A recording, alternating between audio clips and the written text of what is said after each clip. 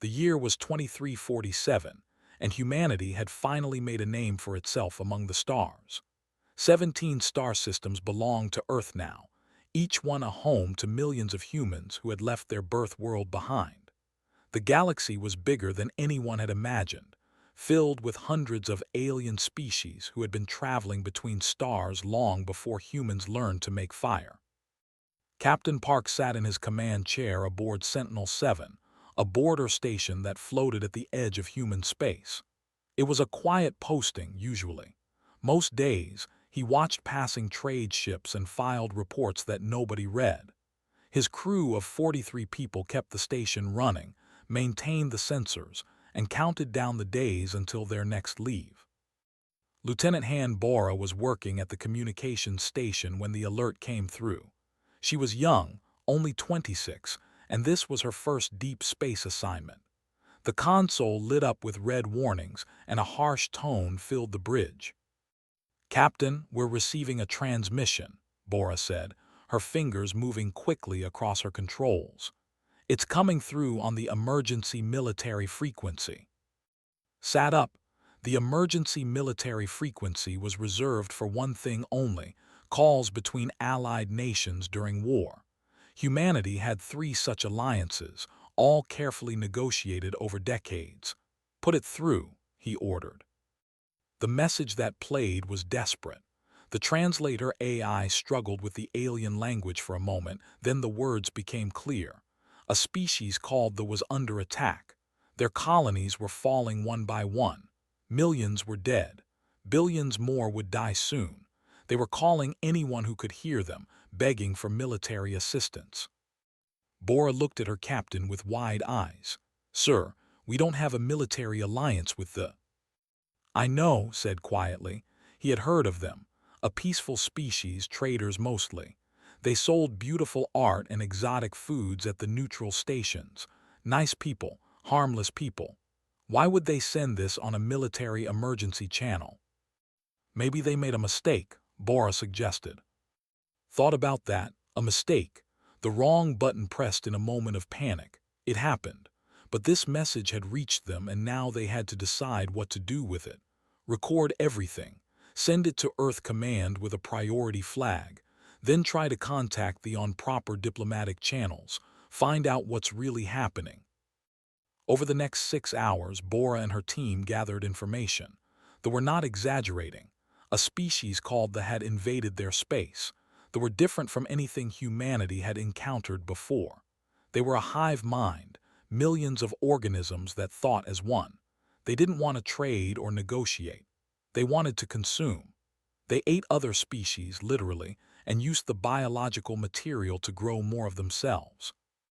They had been fighting for 4 months. They had lost 4 of their 8 colony worlds. Their military was broken. Their government was preparing to evacuate there. In a few weeks, they would be extinct. Read the reports and felt something cold settle in his stomach. He had seen war before.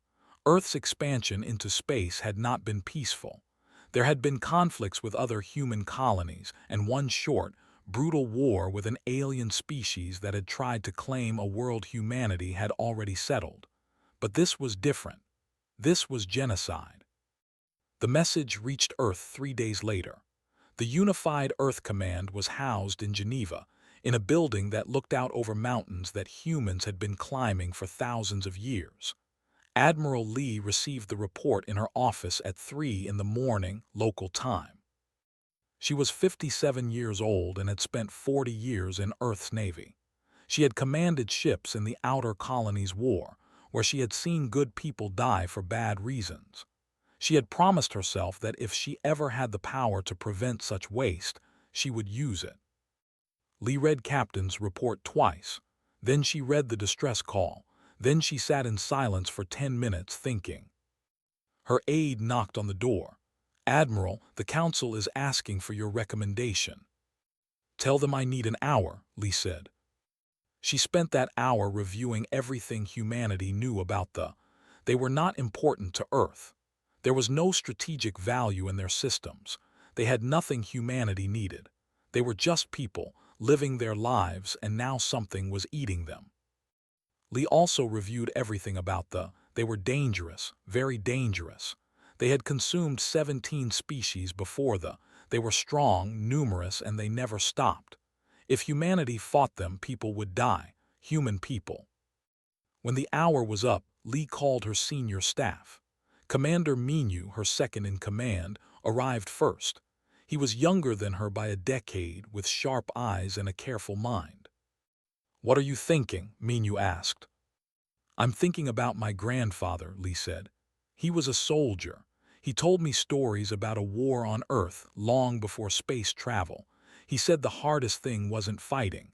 It was deciding when to fight." "This isn't our fight," Minyu said carefully.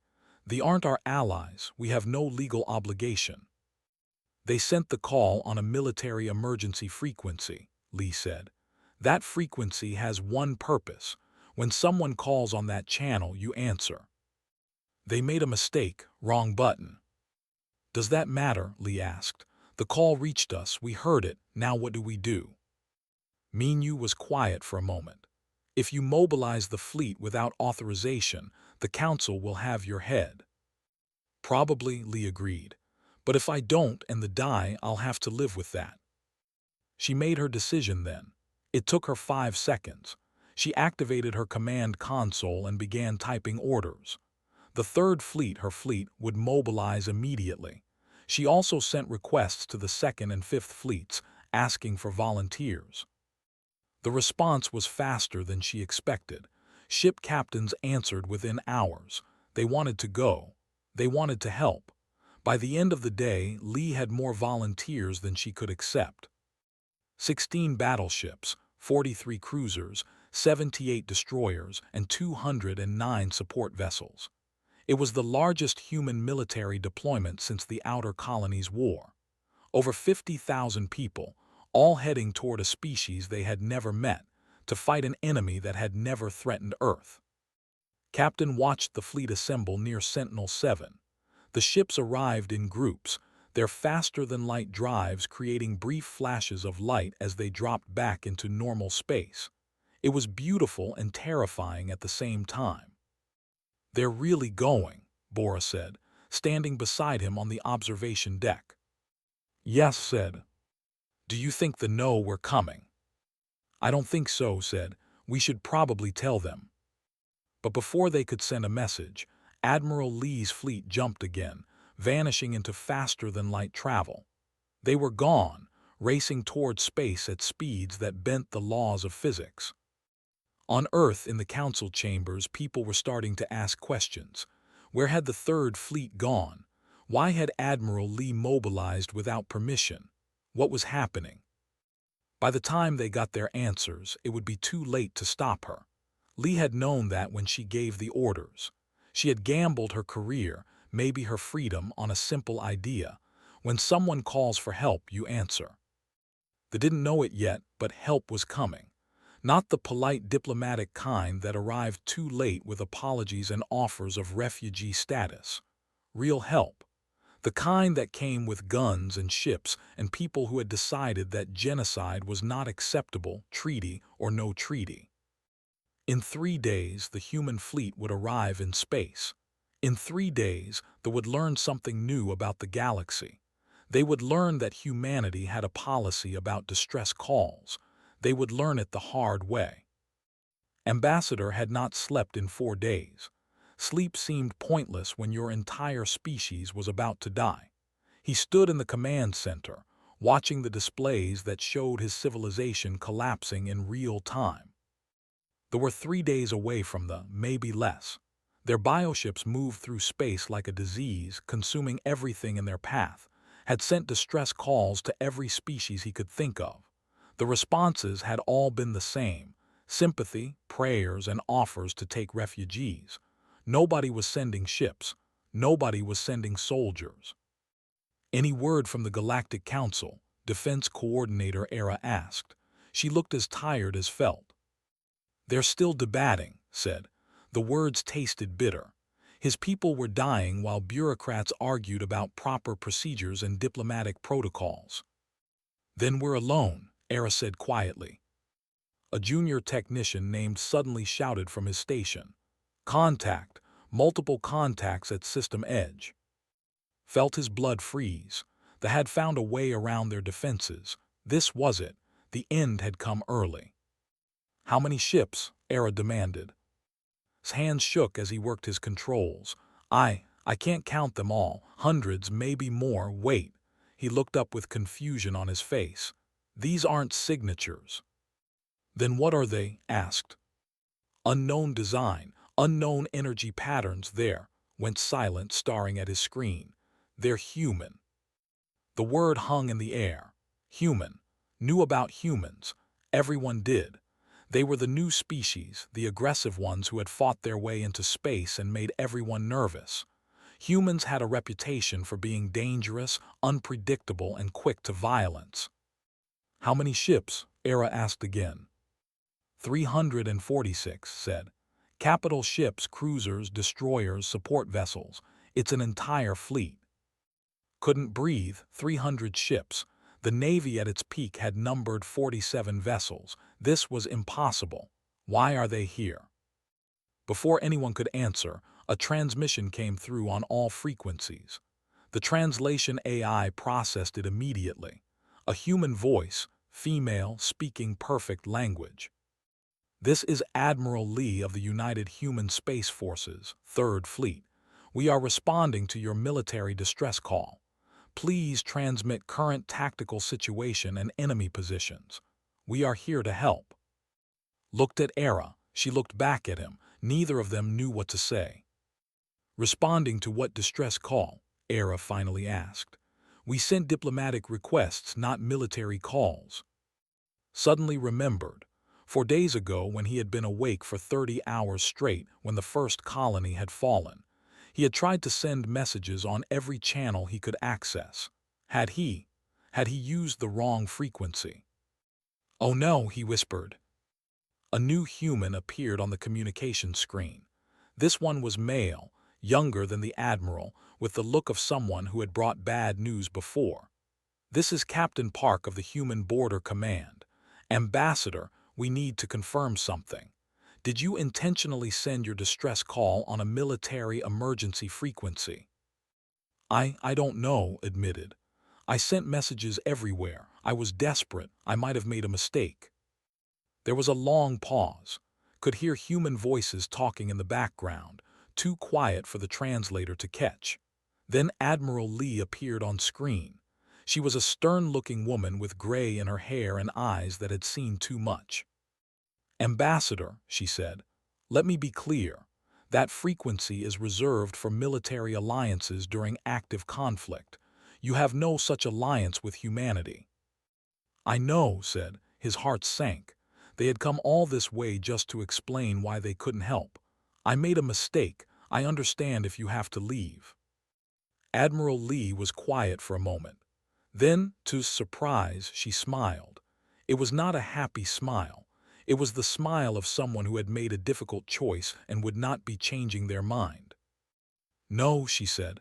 We're already here. Your people are dying. We can help with that. So let's get to work.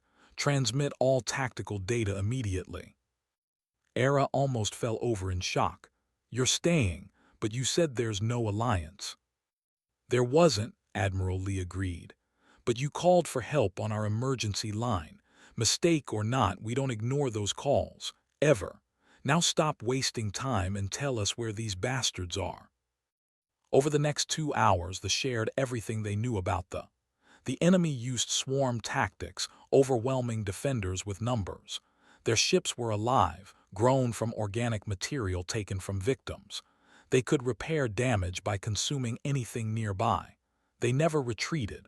They never negotiated. They just consumed and grew and consumed again. They currently had approximately 600 bioships in space. They had already harvested 4 colony worlds and were preparing to attack They had 16 ships left. It was not enough. It had never been enough. Admiral Lee listened to all of this without expression. When the briefing ended, she turned to someone off-screen. Commander, your assessment. A man's voice answered. They're locusts, dangerous locusts, but their tactics are simple. They rely on numbers and intimidation.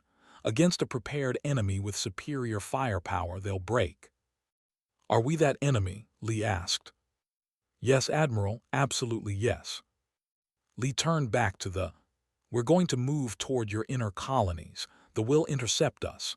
When they do, stay out of our way. You're about to see how humans fight. The human fleet accelerated inward. They moved in formation, every ship perfectly positioned. They watched with sensors that could barely comprehend the technology they were seeing. Human ships were fast, much faster than bioships. They noticed the human fleet within hours. They had consumed this outer sensor network, so they knew everything happening in the system. They sent a vanguard force to investigate, 80 bioships, more than enough to destroy what remained of the Navy. The ships were ugly things, all organic curves and pulsing membranes. They moved like living creatures because they were living creatures. Each one was the size of a small building, packed with weapons that fired acid and toxic spores.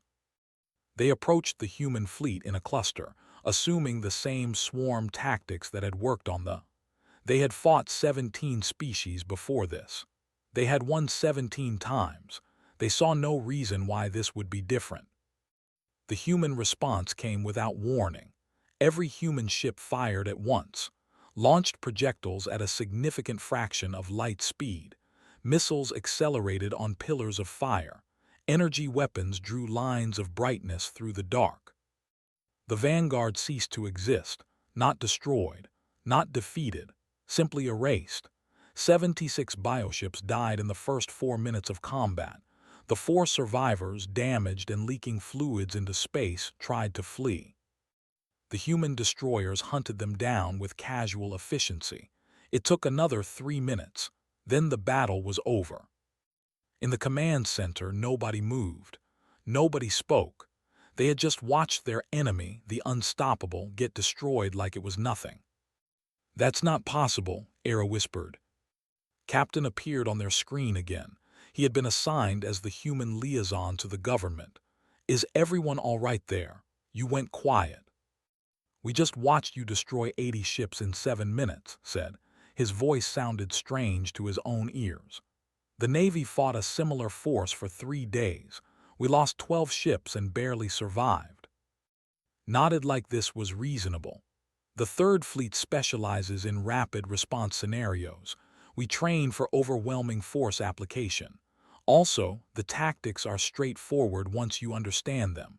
They bunch up, which makes them easy targets for area weapons. That was your fleet using minimal force? Era asked. That was a probing engagement, confirmed. The Admiral wanted to test capabilities before committing to a full battle. Now we know what we're dealing with.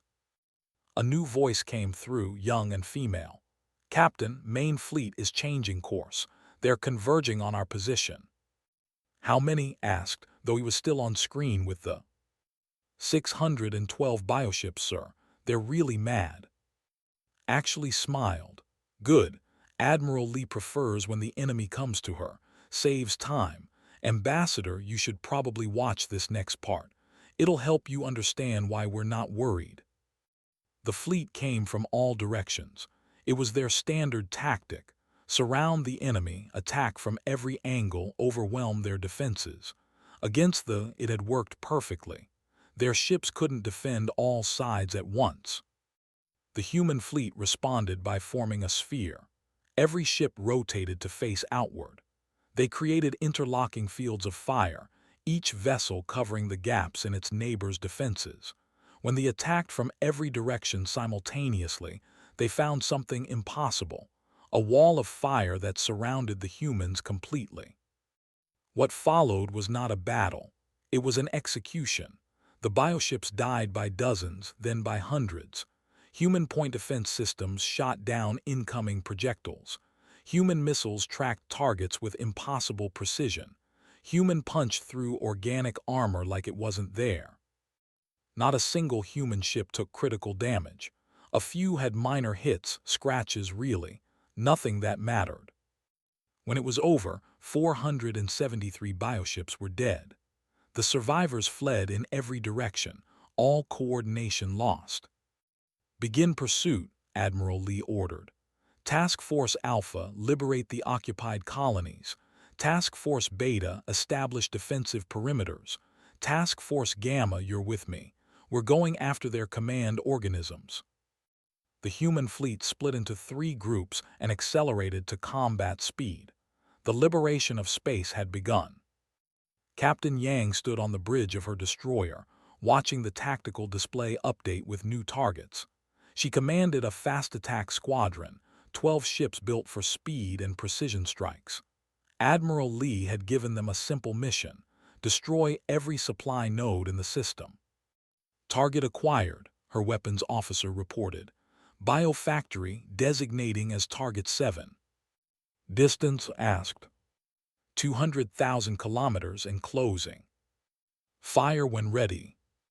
The destroyer's main spoke with a sound that traveled through the hull. A projectile the size of a small car accelerated to tremendous speed and crossed the distance in seconds.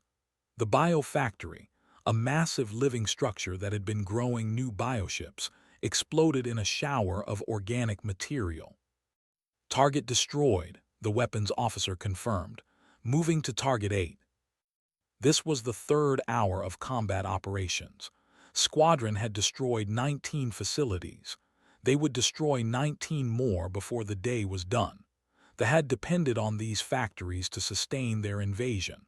Without them, their fleet couldn't repair damage or replace losses. Across the system, Commander was leading a different kind of mission. His cruiser squadron surrounded what remained of the civilian population on the colony worlds. They had conquered these places but hadn't finished harvesting them yet. Millions of were still alive, trapped in processing centers, waiting to die. "We have visual on the detention camps," his sensor officer reported. "Estimate 3 million on this world alone." Felt cold anger settle in his chest. He had seen war crimes before. This was different. This was industrial murder, organized and efficient. They weren't killing out of rage or hate. They were killing because it was how they fed. "Deploy the Marine landing craft," ordered. "Ground teams, you are cleared for immediate assault. Rules of engagement: eliminate all forces, protect civilians, accept no surrender because they don't surrender anyway." Colonel Nam heard the order aboard her assault carrier. She commanded 8,000 Marines, the best soldiers humanity had trained. They wore powered armor that made them stronger and faster than any human. They carried weapons that could punch through steel. And they had one job: save as many as possible. "Listen up," said to her battalion commanders. "They have prisoner camps down there. 3 million civilians, maybe more. They're scared, they're hurt, and they're waiting to die. We're going to change that. Hit fast, hit hard, and don't stop until every civilian is safe." The landing craft dropped from orbit like metal rain.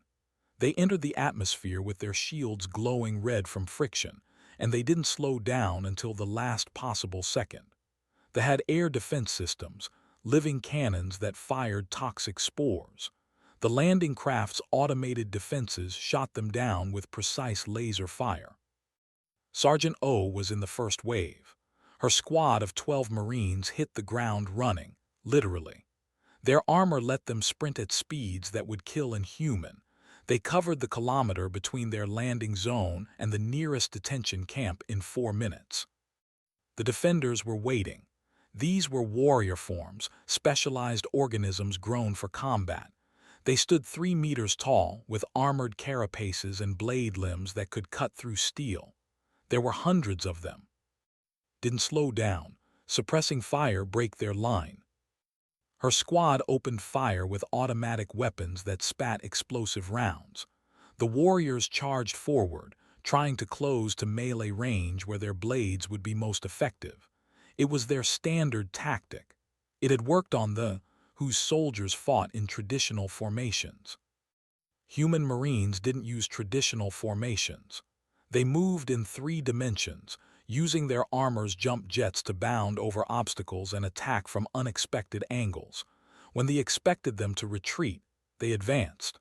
When they expected them to hold ground, they scattered and reformed. The battle lasted 8 minutes. Every warrior died. Squad had 2 wounded, neither seriously. Breach the facility, ordered. Find those civilians. The detention camp was a nightmare made real. Civilians huddled in organic cells, trapped by living walls that would digest them slowly. They didn't kill quickly. They processed their victims, keeping them alive as long as possible to maximize the biological material harvested. Marines used cutting tools to open the cells. The inside were terrified, injured, starving. Many of them couldn't walk. The Marines carried them. "This is Sergeant O to command," reported. "We have civilians, lots of them. They need immediate medical attention and evacuation." "Transport ships are inbound," Colonel responded. "Hold position and keep them safe." A child, no more than 6 years old by human estimation, looked up with huge eyes. The child was thin, too thin, and had injuries that made its blood boil. "It's okay," said softly. The translator in her armor converted her words to the language. "You're safe now. We're taking you home." The child grabbed onto her armored hand with surprising strength, picked the child up carefully, and carried them toward the extraction point. Behind her, the rest of her squad was doing the same, each Marine carrying 2 or 3 civilians who couldn't walk. This scene repeated across the colony world. 40 landing zones, 8,000 Marines, 3 million civilians to evacuate. It was the largest rescue operation humanity had conducted since the colony disasters of 2298. Admiral Lee watched the operation from her flagship's command center. Commander Minu stood beside her, tracking the progress of every unit. "Task Force Alpha reports 23 supply nodes destroyed," Minu said. "Task Force Beta has secured evacuation corridors on all 4 occupied worlds. Ground forces are making good progress." "Casualties?" Lee asked. 17 wounded, none fatal. They are prioritizing retreat over defense." "They're regrouping," Lee said. "Preparing for a counterattack. What's the status of their main fleet?" "Scattered but reforming near the system's outer belt. Approximately 300 bioships still combat-capable." Lee studied the tactical display. They were doing what any sensible commander would do, pulling back to defensible positions, consolidating their forces, preparing to strike back. It was smart. It was logical. It wouldn't save them. "Helm, set course for their rally point. Task Force Gamma will accompany us. It's time to end this."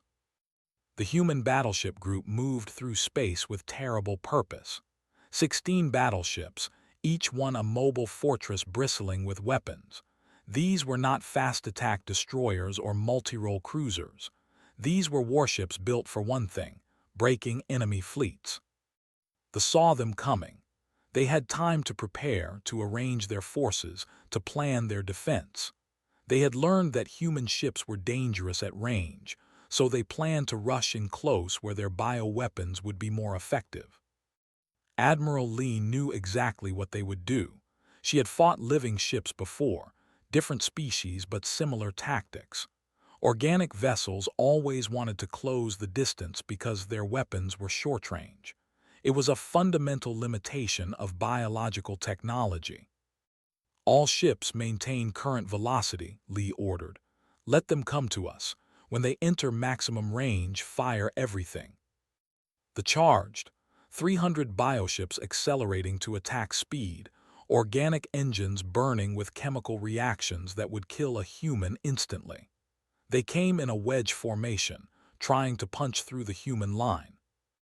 The human battleships opened fire at 200,000 kilometers. At that range, they had no chance to dodge. Massive launched projectiles that hit with the force of small nuclear weapons. Each battleship carried dozens of these weapons. The wedge formation dissolved under the impact.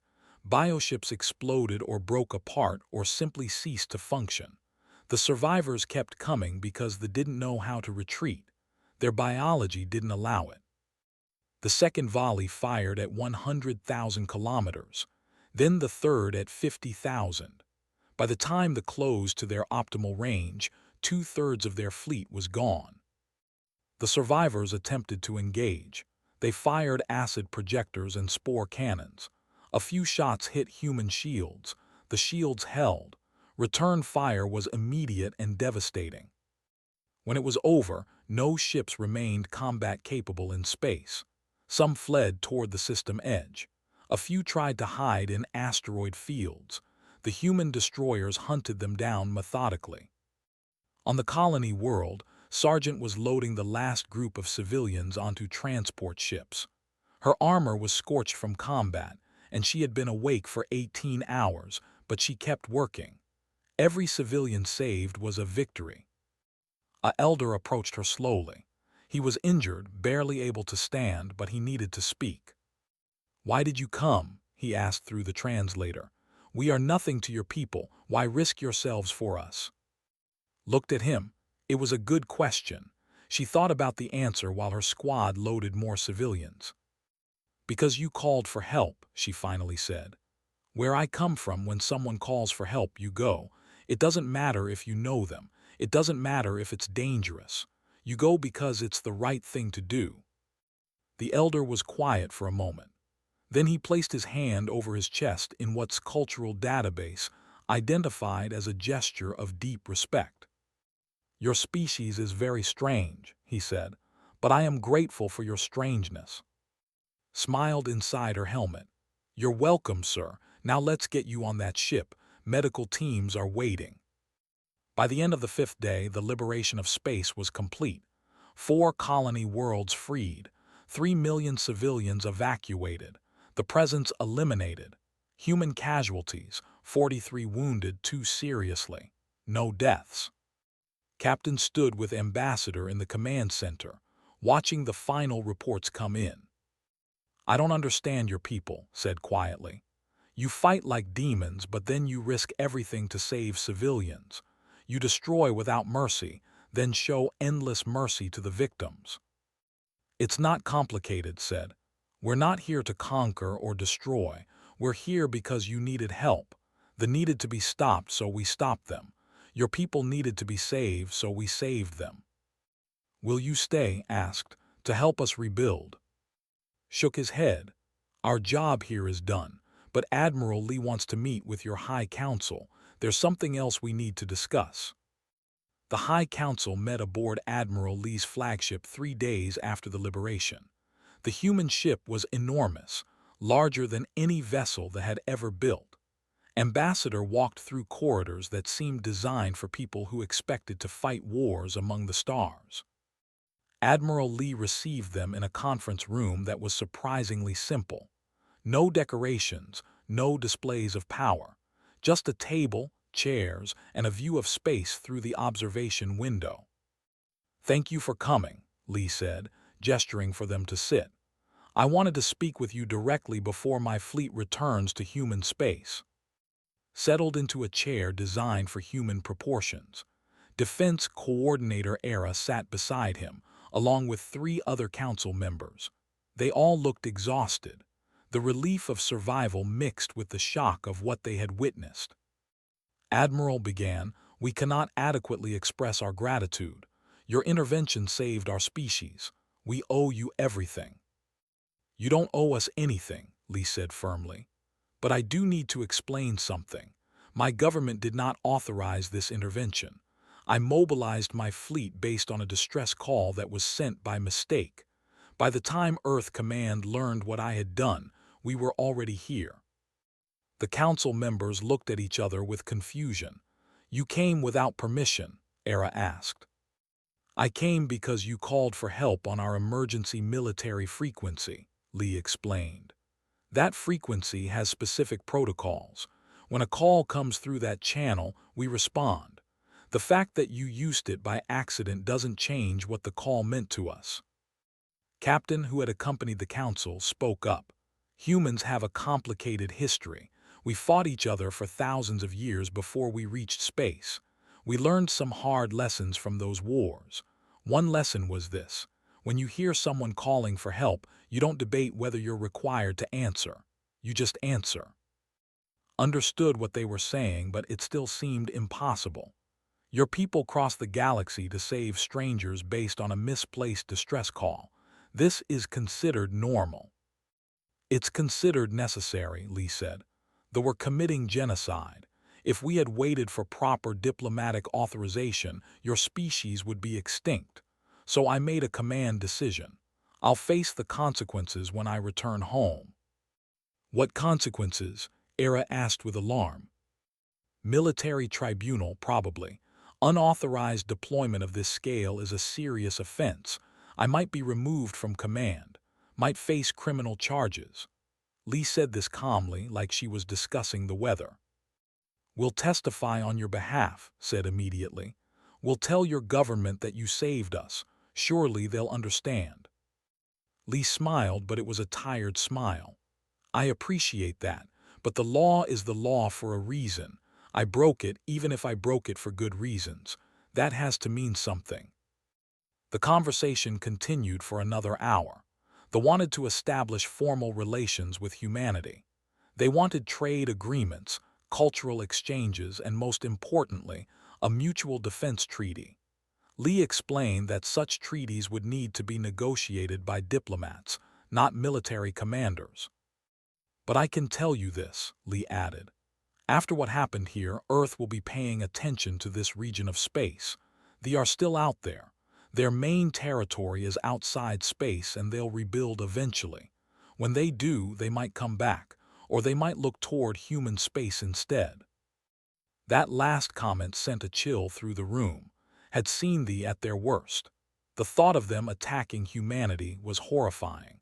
But then he remembered watching human ships destroy 600 vessels with minimal effort. Maybe they should be the ones who were afraid. While the council met with Admiral Lee, Lieutenant Sora was working in the intelligence section of the flagship. She was 29 years old and had a talent for pattern recognition that had earned her rapid promotion. Sora was reviewing captured communications. The hive mind used biological signals to coordinate, but those signals could be intercepted and translated. What she found made her immediately call Commander Minyu. "Sir, you need to see this," Sora said when Minyu arrived at her station. "What did you find?" The retreat wasn't random. They had a specific destination. They're regrouping in their home territory, and they're sending out signals to other clusters. Meaning what? Meaning they're calling for reinforcements. The engagement was just one tendril of the swarm. There are dozens more, maybe hundreds, and now they all know about us. Minyu studied the data with growing concern. Are they planning to attack human space? I think so. The transmissions contain information about our tactics, our weapons, our fleet composition. They're preparing for a larger confrontation. How long until they're ready? 6 months, maybe less. They grow ships fast when they have enough biomass to feed on. Minyu took this information directly to Admiral Lee. She listened to the briefing, her expression never changing. When Sora finished explaining, Lee was quiet for several seconds. "So we have two options," Lee finally said. "We can return to human space and prepare for them to attack us, or we can take the fight to them first." "There's a third option," Minyu said carefully. "We could do nothing. The territory is far from our borders. They might decide we're too dangerous to engage." "You don't believe that any more than I do," Lee said. "They don't retreat. They don't negotiate. If we don't stop them now, they'll come for us eventually, and they'll be ready next time." "You want to strike their home territory," Minyu said. It wasn't a question. "I want to eliminate the threat permanently." This decision should have been made by the Unified Earth Assembly. It should have involved diplomats, strategists, and political leaders. It definitely should not have been made by one admiral who was already facing criminal charges for unauthorized military action. Lee made it anyway. She composed a message to Earth Command explaining her reasoning and requesting permission to pursue them into their territory.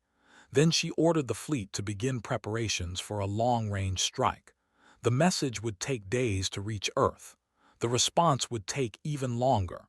By then, they would already be moving. Captain found Admiral Lee in the observation deck, staring out at the stars. He had known her for 5 years and had served under her command during the Outer Colonies War. He knew that look. "You're not waiting for permission, are you?" he asked. "They will be ready to attack in 6 months," Lee said. "If we wait for the Assembly to debate and authorize action, it'll be too late. We need to move now. This is your second unauthorized action in 1 week. They won't just remove you from command. They'll prosecute you for real." "I know. So why do it?"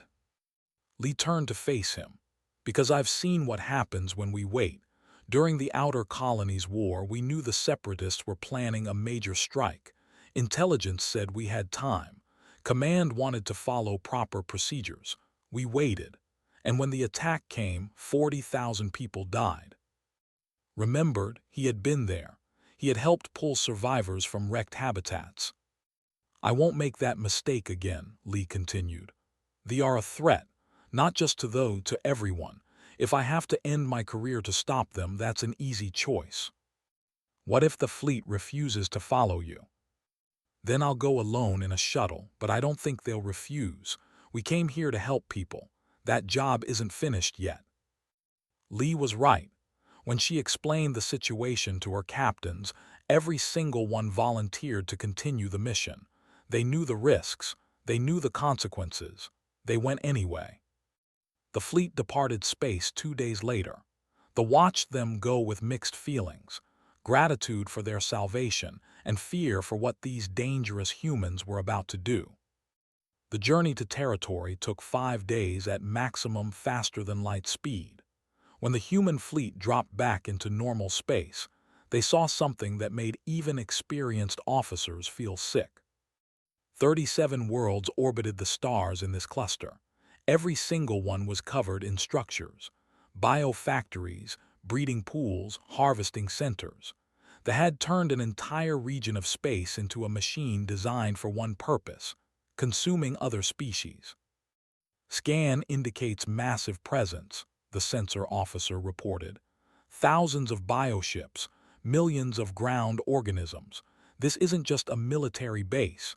It's their entire civilization."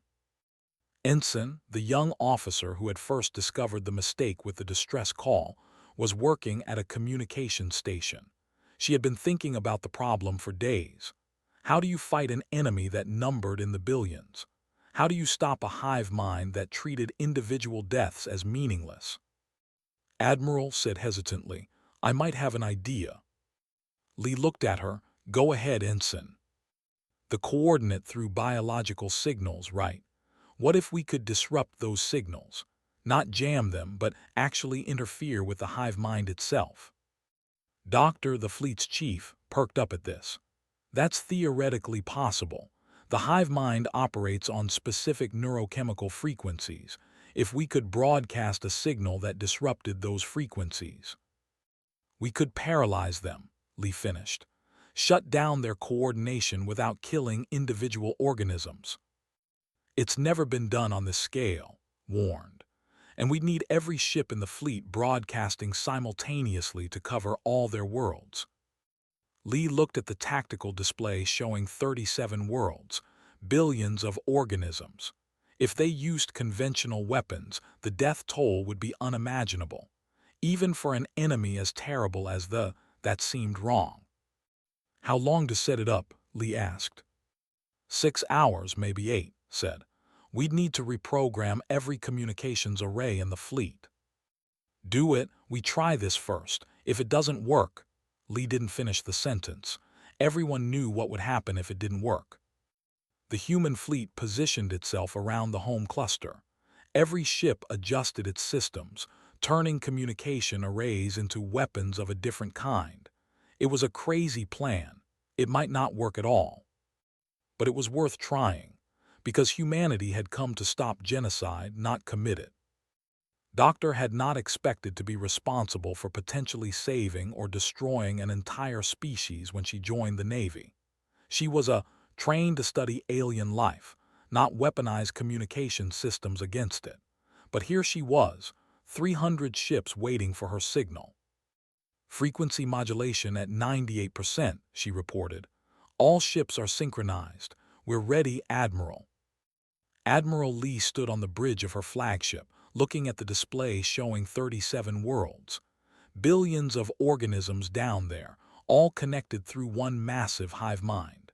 If this worked, they would be disrupted, confused, rendered harmless without mass death. If it failed, she would have to make a much darker choice. All ships, Lee said into the fleet-wide channel. Activate disruption signal on my mark. 3, 2, 1, mark. Every ship in the human fleet began broadcasting simultaneously. The signal was invisible, inaudible to human senses, but it rippled through space at the speed of light. It reached the nearest world first, then spread to the others within seconds. On the surface of something extraordinary happened. The hive mind, which had existed for thousands of years as one unified consciousness, shattered. Every organism suddenly found itself alone, separated from the collective thought that had guided it since birth. The effect was immediate and total. Bioships stopped moving in coordinated patterns. Ground organisms wandered aimlessly. The vast war machine that had consumed 17 species ground to a halt. Sensor readings confirmed disruption across all worlds, the tactical officer reported. Hive mind coordination has collapsed. Individual organisms are showing confused behavior but no signs of coordinated aggression. Let out a breath she hadn't realized she was holding. It worked. The signal is disrupting their neurochemical connections without causing physical harm. They are alive, just not connected anymore. Lee felt something release in her chest. They had done it. They had stopped the threat without committing genocide. How long will the disruption last? As long as we maintain the signal, said. Once we stop broadcasting, the hive mind will slowly reform over several hours. Then we keep broadcasting until we figure out what to do next. Commander, send a message to Earth Command. Tell them what we've done and request immediate diplomatic support. We need specialists here, people who can figure out how to make this permanent without killing anyone. The message reached Earth 4 days later. The reaction was explosive. The Unified Earth Assembly convened an emergency session. Some representatives praised Admiral Lee for her initiative. Others called for her immediate arrest. The debate raged for hours. Ambassador listened to both sides, then rose to speak. He was 63 years old and had spent 30 years in diplomatic service. He had seen humanity at its best and worst. Members of the Assembly, he began, I understand the concerns about military overreach. I share those concerns, but I ask you to consider what Admiral Lee has actually accomplished. She responded to a distress call that saved an entire species from extinction. She eliminated a genocidal threat that had consumed 17 civilizations, and she did it without resorting to mass killing when given the opportunity. If we punish her for that, what message are we sending?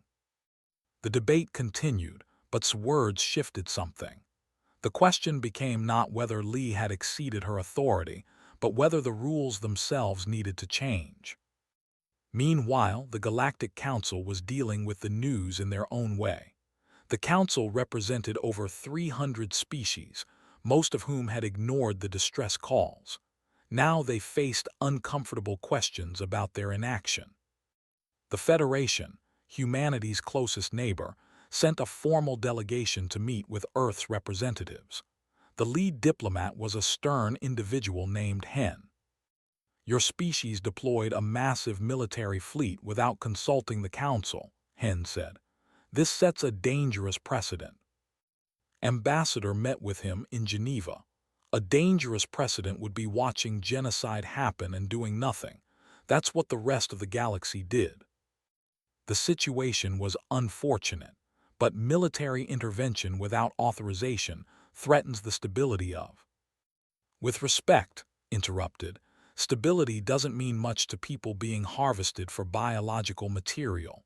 They were committing industrial murder, and everyone knew it. Humanity acted because nobody else would.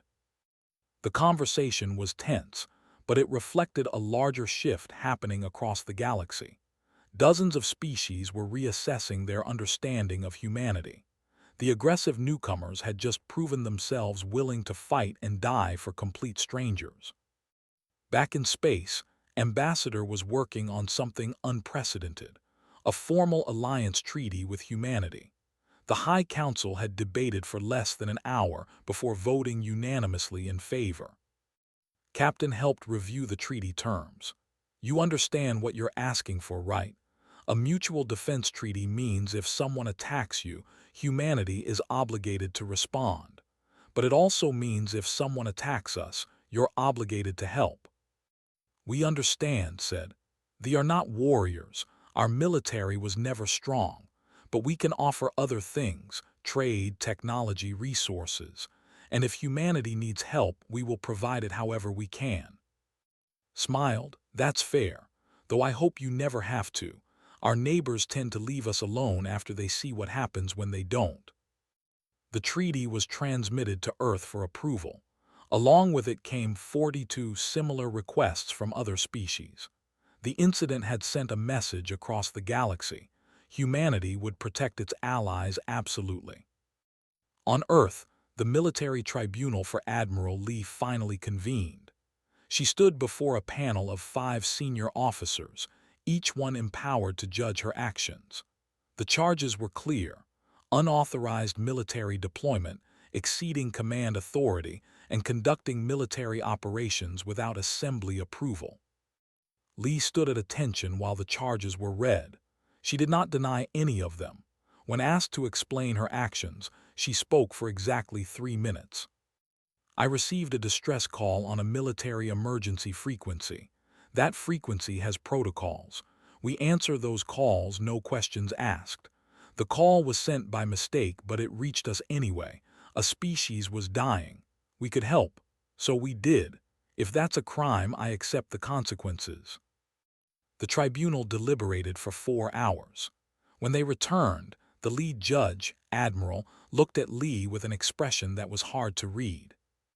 Admiral Lee, this tribunal finds you guilty of exceeding your command authority. Lee stood straight, ready to accept whatever came next. Your punishment is as follows: formal reprimand to be placed in your permanent record, and immediate promotion to Fleet Admiral. Lee blinked, sir. Earth needs officers who understand that sometimes the right choice isn't the legal choice, said. You saved an entire species and neutralized a major threat. You did it without committing atrocities. You did it knowing it would cost you your career. Those are the qualities we need in our highest ranks. The courtroom erupted in applause. Lee stood there stunned as the reality sank in. They weren't punishing her. They were rewarding her. 6 months later, the Galactic Council established a new protocol called the Human Emergency Response Agreement. It allowed humanity to respond to distress calls without prior authorization, provided they followed specific rules about proportional force and humanitarian treatment. 47 species signed mutual defense treaties with Earth. They were first in line. They also established a joint research station at the border between human and space. Captain was assigned as the human commander. The situation was resolved through an unexpected solution. Doctor and a team developed a permanent modification to the disruption signal. It didn't destroy the hive mind, but it limited its range. Individual worlds could still coordinate internally, but they couldn't form the massive swarms that had made them so dangerous. They were given a choice: accept the modification or face continued disruption. After 3 weeks of isolation, they agreed. They were still alive, still connected on their own worlds, but no longer a threat to others. Sergeant O received medals from both Earth and the government. She visited space 6 months after the liberation and met some of the civilians she had rescued. They held a celebration in her honor. The elder she had spoken with during the rescue was there. "You told me that humans come when called for help," he said. "I didn't believe it then. I thought it was too simple. But I've been thinking about it and I understand now. Sometimes the simple answer is the true one." Smiled, "We're not perfect, we make mistakes. We get things wrong, but when someone needs help we try, that's all we can do." The human fleet returned to Earth in stages. Admiral Lee's flagship was the last to arrive. As she disembarked, she was met by a crowd of thousands. People cheering, waving flags, holding signs that said thank you in dozens of languages. Lee felt uncomfortable with the attention. She had just done what seemed necessary at the time, but as she looked at the crowd, she understood something. This wasn't about her. It was about what humanity had proven to itself, that they could be strong without being cruel, that they could fight without becoming monsters, that they could help strangers without expecting payment. A year after the incident, Captain stood on the observation deck of the joint human station. He watched ships from both species working together, sharing technology and culture. Lieutenant Bora, now promoted to commander, stood beside him. "Hard to believe it all started with a mistake," Bora said. "Wrong button on a communication console." "Best mistake anyone ever made," replied. "The survived. The threat was neutralized. Earth has 47 new allies, all because Ambassador pressed the wrong button." "Think it'll last, the peace, I mean?" "Maybe, maybe not, but we proved something important. We proved that when someone calls for help, there are people who will answer. That matters." Bora nodded. They stood in comfortable silence for a while, watching the ships pass by. On Earth, the Unified Assembly was debating whether to expand the military in response to all the new treaty obligations. Representative Shin argued for caution. Representative argued for preparation. Ambassador listened to both sides, then spoke. "We're asking the wrong question," he said. "We shouldn't be asking whether to expand our military. We should be asking what kind of civilization we want to be." The incident showed the galaxy who humanity really is. We're the species that answers distress calls. We're the ones who show up when everyone else is too busy debating procedures. That's worth more than any military expansion. The message resonated. Earth didn't dramatically expand its fleet. Instead, it focused on being ready to respond quickly when needed. The Third Fleet became a specialized rapid response force. Admiral Lee commanded it, and she made sure every captain understood the core principle. When someone calls for help, you answer. The story of the liberation spread across the galaxy. It became a symbol, a reminder that sometimes doing the right thing matters more than following the rules.